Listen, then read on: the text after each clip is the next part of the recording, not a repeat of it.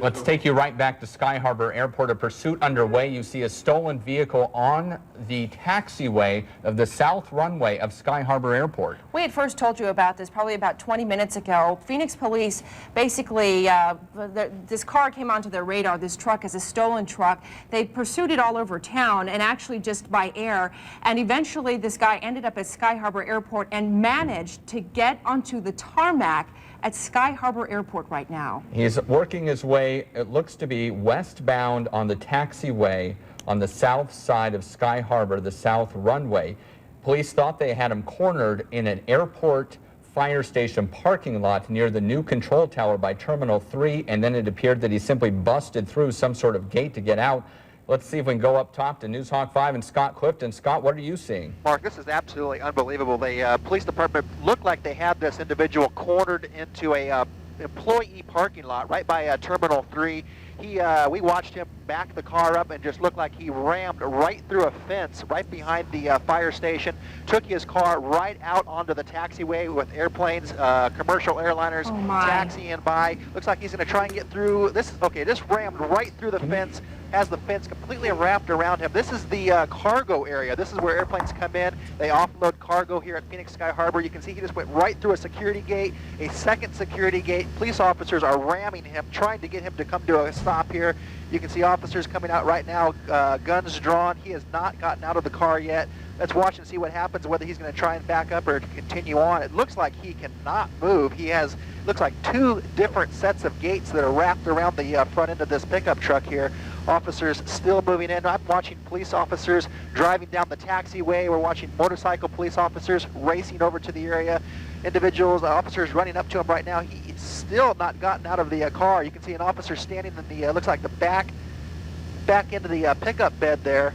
We'll have to wait and see if he complies with officers or if he gets out at this point. But right here at the far west end of the airport here, this is a staging area. This is for the cargo aircraft. Ran right through a security gate going outside of the taxiway and runway area.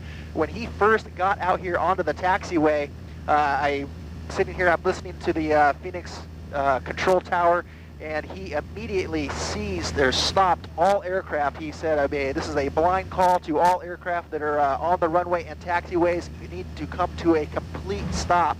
I'm counting about 7 or 8 different airplanes right now that are on the taxiway that have come to a complete stop. And at one point looked like he was actually going to go out onto the runway. There was a America West 737 that was on extremely short final that looked like he was possibly going to make that aircraft go around, but that airplane did land. It was the control tower did not advise him to do a go around. But right now, all air traffic on the south side of Phoenix Sky Harbor Airport has come to a complete stop because of this pickup truck right here. This is a stolen pickup truck. This has been going on for about an hour now. Phoenix Police Department has been led throughout the entire valley. This individual has been on I-17, the 101, State Route 51, a lot of the surface streets. He's been traveling at very high rates of speed. He was traveling on the wrong directions of roads. We understand that he came extremely close to people that were walking on sidewalks and hitting them.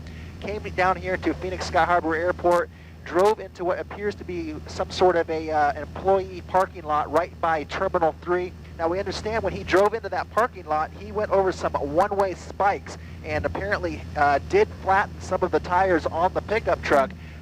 Police held him at bay in that parking lot there for about 10 or 15 minutes, and then we watched him back up and just position the pickup truck. Looks like he was going to get a running start, and that's exactly what he did.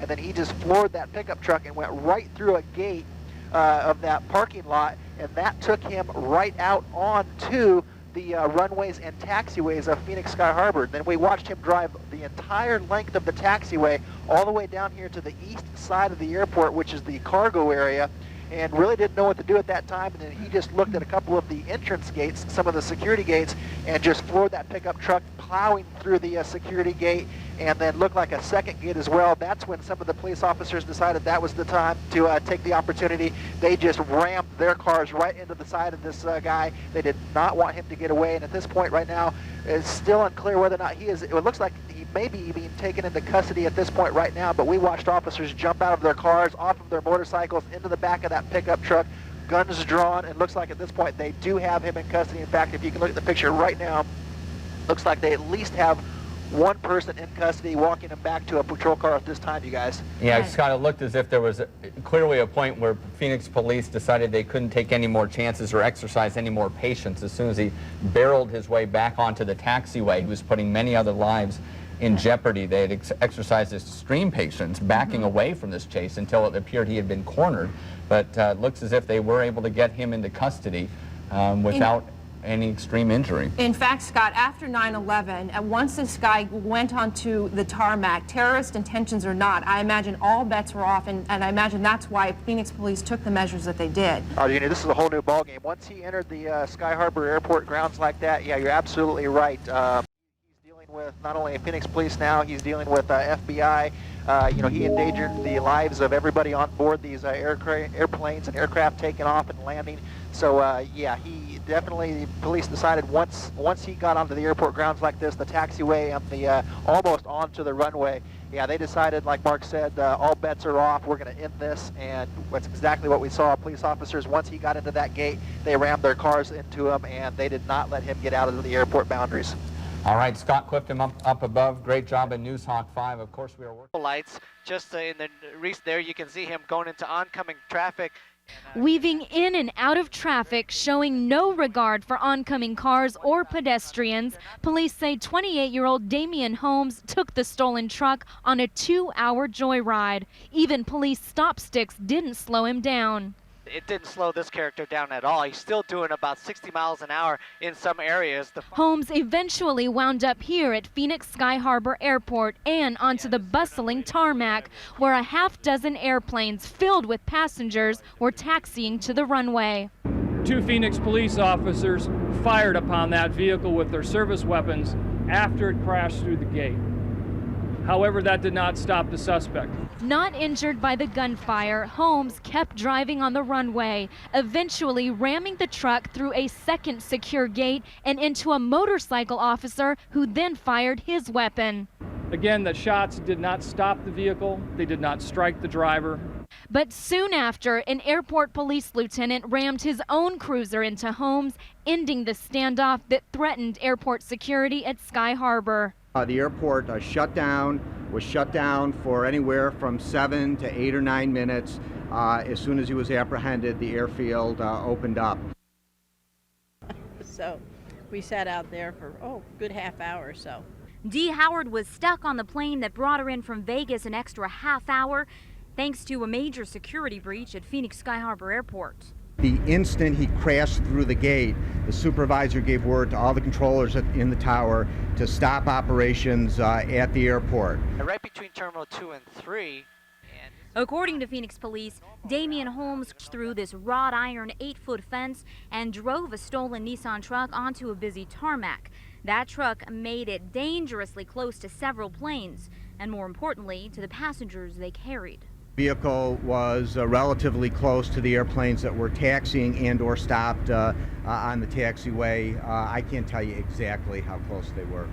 Close enough to reveal what seems to be a chink in the security armor of one of the nation's busiest airports.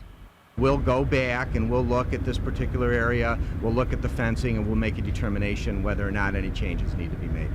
You can't put up tanks in front of every airport. It's going to happen, so luckily no one was hurt. Aviation Director David Kreiter said passengers were protected by the air traffic controllers watching the invading vehicle's every move, but admitted it was an unpredictable situation the airport reacted to rather than controlled. That we created the safest possible situation for the folks that were out on the airfield. Would we have preferred that this vehicle not be out on the airfield? Absolutely.